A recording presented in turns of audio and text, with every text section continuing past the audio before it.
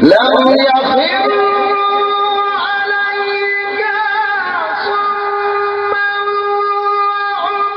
وعميانا والذين يقولون ربنا هب لنا من أزواجنا وذرياتنا قرة أعين وجعلنا للمتقين إماما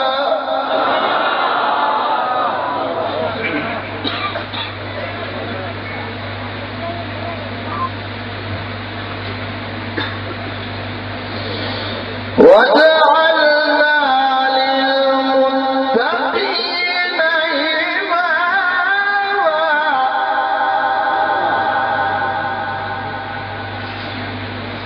وجعلنا للمتقين إماما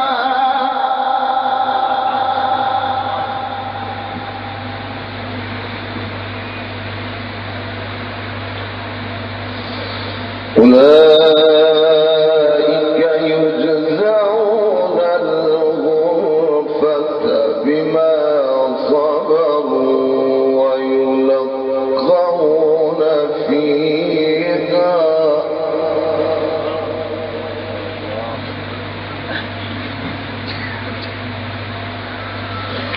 ويلقون فيها تحية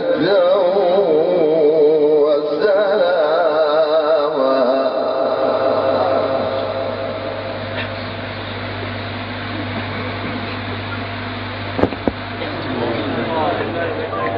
فيها حسنت مستقرا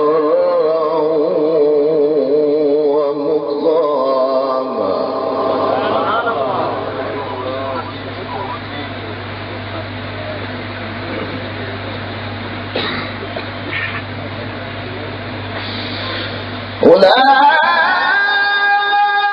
أولئك يجزون الغرفة بما صبروا ويلقون فيها تحية وسلاما خالدين فيها حسنت مستقرا ومقاما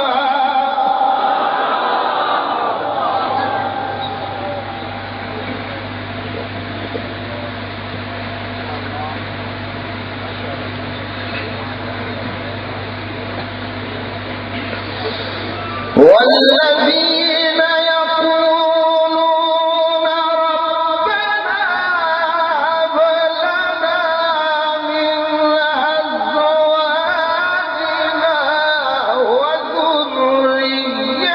وذرياتنا قرة أعين وجعلنا للمتقين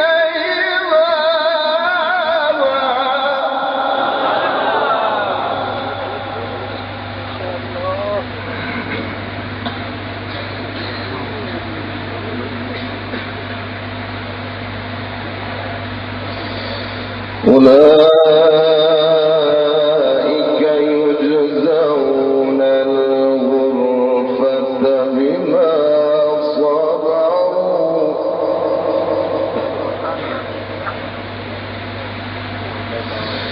ويلقون فيها تحية وسلاما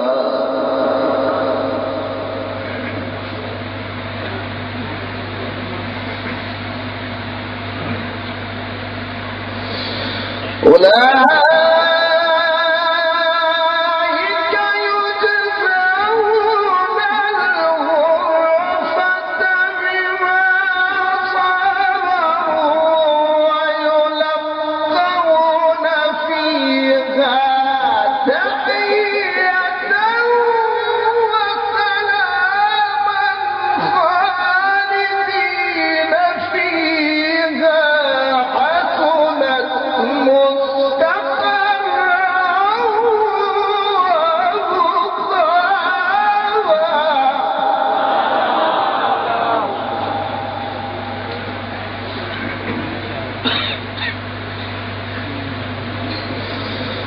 قل ما يعبأ بكم ربي لولا دعاؤكم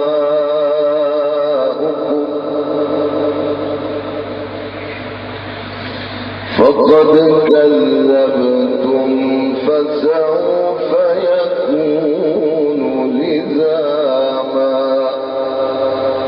صدق الله العظيم.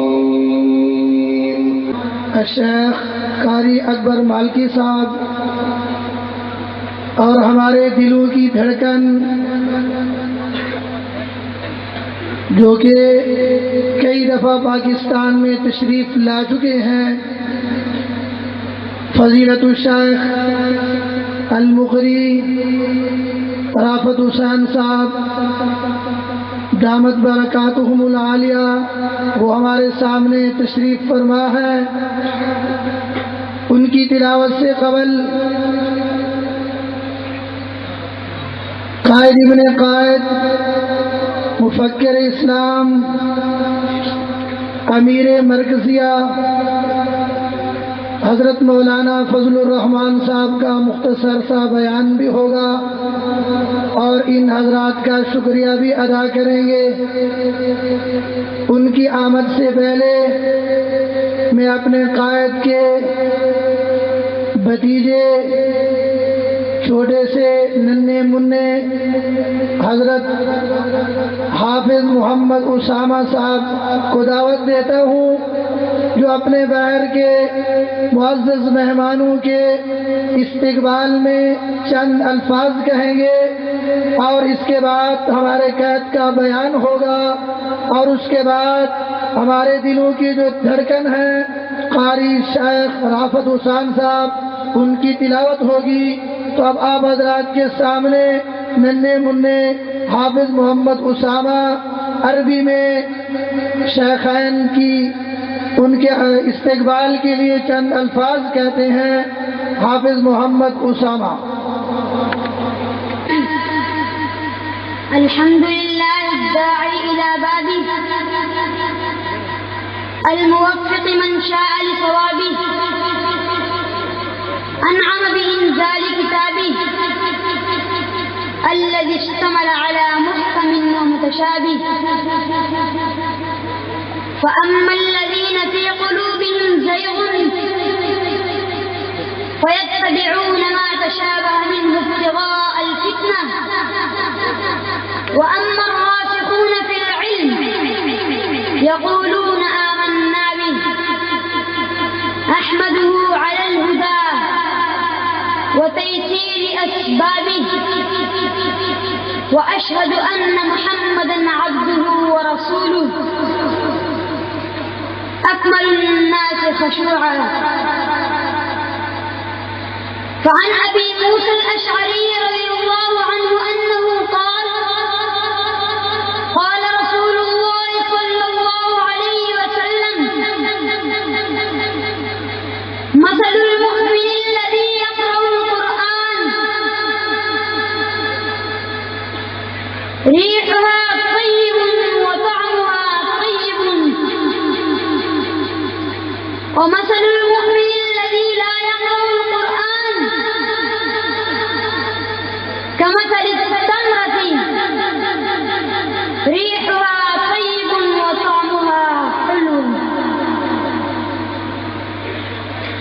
ومثل المنافق الذي يقرأ القرآن كمثل الريحانة ريحها طيب وطعمها مر ومثل المنافق الذي لا يقرأ القرآن كمثل الحنظلة ليس لها ريح وطعمها مر.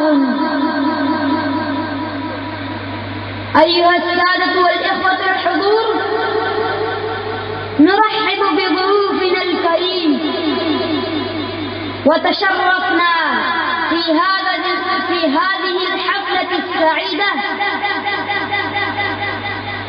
ونشكركم شكرا جزيلا بالخصوص الشيخ المقري رافض حسين صاحب، وبالخصوص الشيخ المقري قاری اکبر مالکی صاحب، وبالخصوص قائد جمعیت حضرت مولانا فضل الرحمن صاحب، ونشكركم شكرا جزيلا. السلام عليكم ورحمة الله وبركاته. في هذه الحديث الشريف قسم النبي الكريم الناس على 4 أقسام. الأول مؤمن يقرأ القرآن ويعمل بما فيها فهو في أعلى الدرجات والمراتب. والثانية المؤمن لا يقرأ القرآن ولكنه مصدق بما فيه فهو ناقص الإيمان. ومثل المنافق الذي يقرأ القرآن ولكنه لا يعمل بما فيه فهو ضال ولا يهتدي بهدي الله. ومثل المنافق الذي لا يقرأ القرآن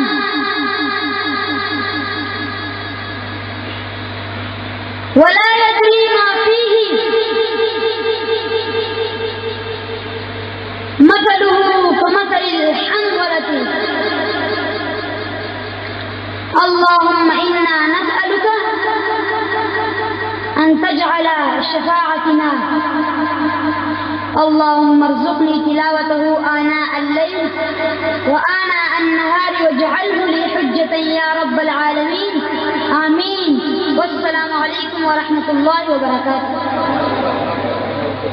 کی مثالیں بیان فرما رہے تھے اور مہمانوں کا شکریہ ادا کر رہے تھے. اب میں بلا تاخیر اپنے قائد مفکر اسلام حضرت مولانا فضل الرحمان صاحب حافظہم اللہ کی خدمت میں گزارش کروں گا کہ وہ مہمانوں کی خدمت میں شکریہ بھی ان کا ادا فرمائیں اور اپنے خیالات کا اظہار فرمائیں. ہم ان کے نہایت ہی مشکور اور شکر گزار ہیں کہ انہوں نے ہماری اس مبارک محفل کو رونق بخشی اور تمام تر ذمہ داریوں کو قبول فرمایا. ہم اپنے قائد محترم کے نہایت ہی مشکور ہیں، شکر گزار ہیں. اب ان کے بیان سے قبل آپ کی خدمت میں گزارش ہے کہ بآواز بلند ایک نعرہ لگا دیں تاکہ ہمارے مہمانوں کو بھی پتہ چل جائے کہ ڈیرہ اسماعیل خان کی عوام زندہ ہے اور علماء کرام کے ساتھ محبت رکھتی ہے اور ان کے دلوں میں علماء کی محبت ہے، علماء کے ساتھ وابستہ ہیں. نعرے کا جواب بھرپور انداز میں دے. نعرہ تکبیر. بھائی آواز نہیں آ رہی. نعرہ تکبیر.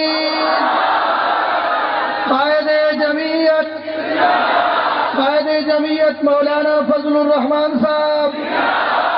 ڈیرہ کی آن، ڈیرہ کی شان.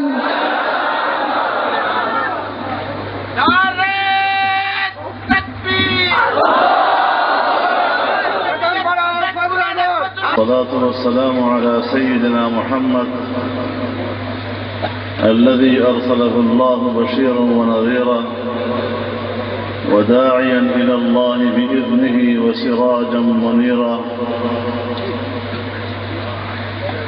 وعلى آله وأصحابه الذين جاهدوا في سبيل الله ليلا ونهارا وبكرة وأصيلا. وبعد، فإني أرحب تراحيب حارة من أعماق قلبي لضيوفنا الكرام بقدومهم الميمون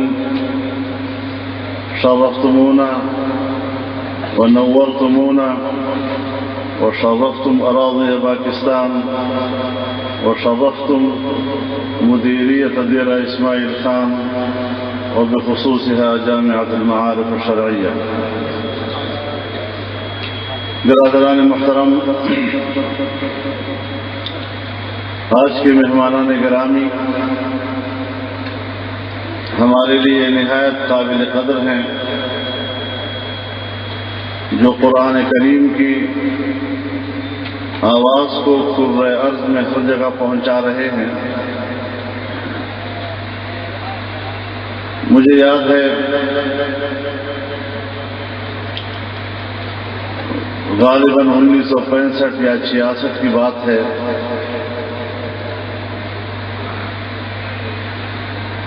جب ملتان میں حضرت مفتی صاحب رحمہ اللہ نے مصر اور دوسرے عرب ممالک کے قراء کا استقبال کیا تھا، اور ان قراء میں شیخ عبد الباسط عبد الصمد موجود تھے، شیخ محمود خلیل الحصری موجود تھے، اور دوسرے دنیا کے بہت سے نامور شعراء تھے۔ مجھے شرف حاصل ہے کہ میں نے ان کو براہ راست سنا تھا، اور آج جب مجھے معلوم ہوا اپنے دوستوں سے کہ مصر ہی سے کچھ قراء کرام تشریف لا رہے ہیں، تو میں نے اپنے لیے سعادت سمجھا کہ میں خود ان کا استقبال کروں اور جامعۃ المعارف الشرعیہ میں یہ تقریب منعقد ہو اور ہمیں قرآن کریم کی یہ سعادت حاصل ہو۔ میں اپنے ڈیرہ اسماعیل خان کے قراء کرام کا بھی شکریہ ادا کرتا ہوں، جنہوں نے فراخ دلی کے ساتھ ہمیں یہ سعادت نصیب فرمائی۔ بہرحال قرآن کریم تمام انسانیت کے لیے، کرۂ ارض کے ہر طبقے کے انسان کے لیے رشد و ہدایت کا ذریعہ ہے، اور جس طرح ایک عام مقولہ مشہور ہے کہ القرآن نزل فی الحجاز وقرئ فی مصر وکتب فی استنبول وفہم فی الہند۔ تو اس حیثیت میں دنیا کے ہر گوشے نے قرآن کریم کی خدمت کی ہے، اور یہ واحد کتاب ہے، آسمانی کتاب، جو محفوظ ہے۔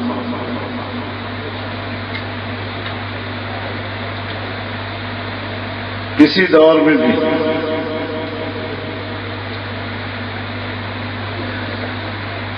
جہاں سب کچھ فسادات کا نظر ہو گیا، بادشاہتیں اجڑ گئی، کتب خانے جل گئے،